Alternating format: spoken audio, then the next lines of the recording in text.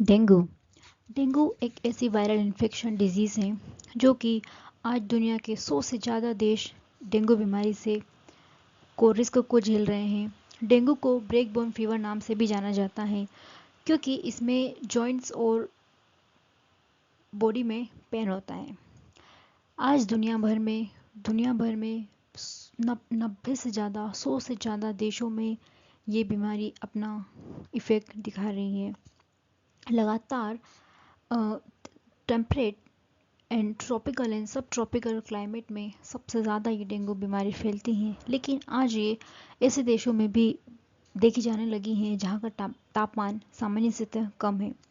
Dengue मच्छर दिन के समय एक्टिव रहते हैं। ऐसे मच्छर जो कि डेंगू नामक वायरस से इन डेंगू बीमारी यहाँ पर एक मच्छर की वजह से फैलती हैं। मच्छर की वजह से यहाँ पे फैलती हैं और मच्छर की जो मच्छर है यहाँ पर वेक्टर की तरह काम करता है। इस वायरस को ये वायरस मच्छर के अंदर जाता है और मच्छर के थ्रू ह्यूमन को बाइट करके ह्यूमन तक जाता है और ह्यूमन में ये डेंगू डिजीज़ कॉज करता है। ये मच्छर कहाँ जहाँ पर पानी भरा हुआ हो, पानी बहुत इकट्ठा हो, वहाँ ये मच्छर ग्रो करते हैं और ह्यूमन को बाइट करते हैं। ये मच्छर ज़्यादातर डे टाइम में एक्टिव होते हैं। दिन के समय ये काटते हैं और जब ये काटते हैं तो ये अपने इन्फेक्शन को इंसानों तक पहुंचाते हैं और डेंगू बीमारी करते हैं। ये मच्छर एज अ वेक्टर काम करते हैं और इस वायरस को ह्यूमन तक पहुंचाते हैं, जिसमें मच्छर की दो स्पीशीज़ मेनली डेंगू के लिए जिम्मेदार होती हैं, Aedes aegypti and Aedes albopictus. ये स्पीशीज़ मॉस्किटोस डेंगू वेक्टर की तरह काम करते हैं। तो ये डेंगू को फैलाने में ये मच्छर जिम्मेदार है। डेंगू वायरल बीमारी जो कि एक वायरस से फैलती है और उस वायरस का नाम है डेंगी वायरस। जैसे कि पिक्चर में बताया गया है, एक डेंगी वायरस का फोटो है। ये वायरस जब मॉस्किटो में जाता है, ये डेंगी वायरस जब मॉस्किटो में जाता है तो मॉस्किटो को इन्फेक्ट करता है। मॉस्किटो इसका प्राइमरी होस्ट की तरह काम करता है, जहाँ पे ये मॉस्किटो के अंदर अपना नंबर बढ़ाता है। फिर जब ये मॉस्किटो इन्फेक्टेड ऐसे वायरस से इन्फेक्टेड मॉस्किटो जब ह्यूमन को बाइट करता है तो ये ह्यूमन को बाइट करता है और यहाँ पर ह्यूमन के केस में इन्फेक्शन करता है। डिफरेंट ऑर्गन टिश्यूज़ को ये इफ़ेक्ट करता है और जिसकी वजह से हमें डिफरेंट सिम्टम्स देखने को मिलते हैं और हमें डेंगू होता है। तो ये यहाँ पे ये वायरस जिम्मेदार है जो कि मच्छर के थ्रू मानव में पहुँच रहा है, डेंगू वायरस। इसके 4 अलग अलग वेरिएंट ह्यूमन में देखे गए हैं, 1 to 4, जो कि डेंगू के लिए जिम्मेदार है। ये आर्बो वायरस फ्लेविविरिडी फैमिली से बिलोंग करता है, उस परिवार का सदस्य। 2024 में अभी तक more than 14 million cases dengue के रिपोर्ट हुए हैं, जिसमें और 12,000 से ज़्यादा दुनिया भर में डेंगू की वजह से मौतें हुई हैं। जनवरी से जुलाई 25 तक 4 मिलियन से ज़्यादा केस रिपोर्ट हुए हैं और 3,000 से लोग की डेंगू की वजह से मौत हुई है। 97 से ज़्यादा देश या 100 से ज़्यादा कंट्रीज़ आज दुनिया में डेंगू की रिस्क पर हैं। WHO के अकॉर्डिंग ये सारा डेटा है। डेंगू बीमारी के लक्षण की बात करें तो डेंगू बीमारी के लक्षण यहाँ पे सिम्टम्स कहलाते हैं। अगर हमें कोई भी सिम्टम्स अगर हमारे बॉडी में हमें दिख रहे हैं तो है कि हमें डेंगू की शिकायत है और हमें तुरंत डॉक्टर से संपर्क करना चाहिए।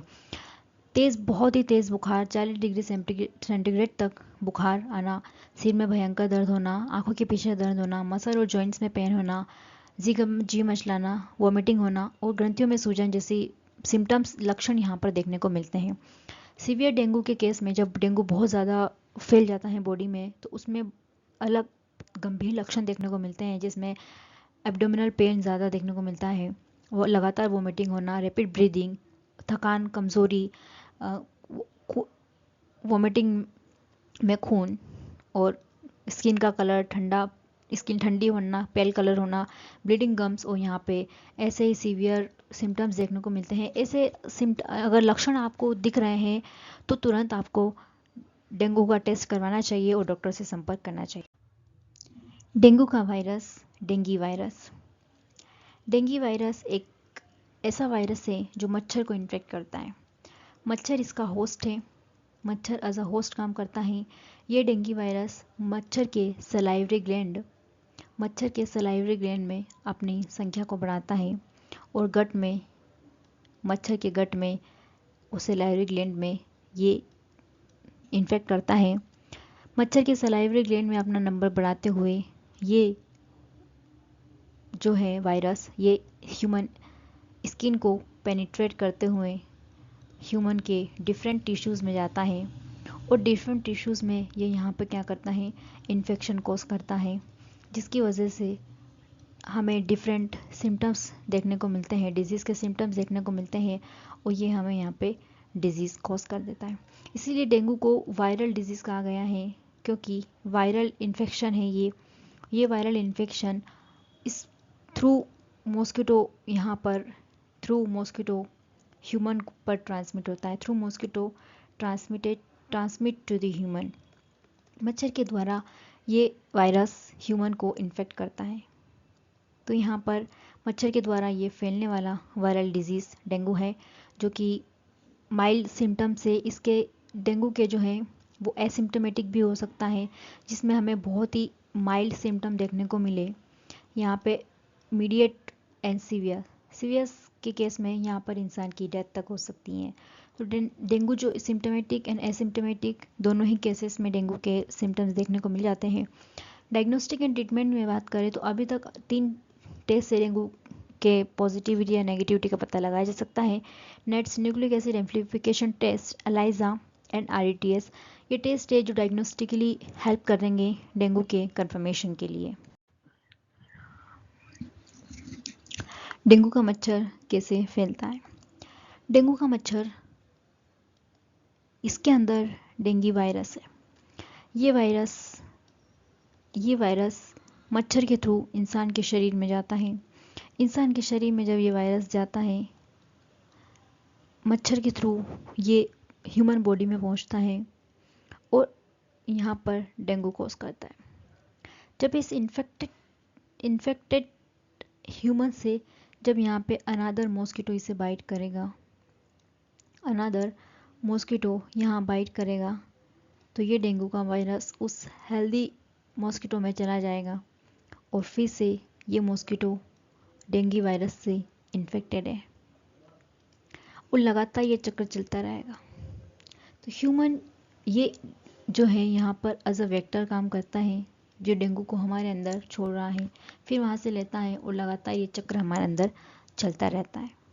डेंगू का अभी तक कोई स्पेसिफिक ट्रीटमेंट अवेलेबल नहीं है। ऐसे केस में हम सिर्फ इसे कंट्रोल और प्रिवेंट कर सकते हैं। मच्छरों को काटने से बचें, मच्छर आपको न काटें, अपने आप को प्रोटेक्ट करें। मॉस्किटो नेट और स्प्रेड का इस्तेमाल कर सकते हैं। रेपेलेंट जिसमें डीट पिकार्डिन नामक केमिकल हो वैसे को इस्तेमाल किया जा सकता है। खिड़की दरवाजे को अच्छे से जाली से पैक रखें ताकि मच्छर आ ना पाए। वेपोराइज़र का इस्तेमाल किया जा सकता है। अगर आपको डेंगू हो गया है तो उस स्थिति में ज़्यादा से ज़्यादा लिक्विड डाइट कंज्यूम करें, रेस्ट करें। पैरासीटामोल दर्द के लिए लिया जा सकता है डॉक्टर की सलाह से। इबुप्रोफेन और एस्पिरिन नामक एंटी इन्फ्लामेटरी ड्रग को अवॉइड करें और जल्द से जल्द डॉक्टर की सलाह लें। Thank you.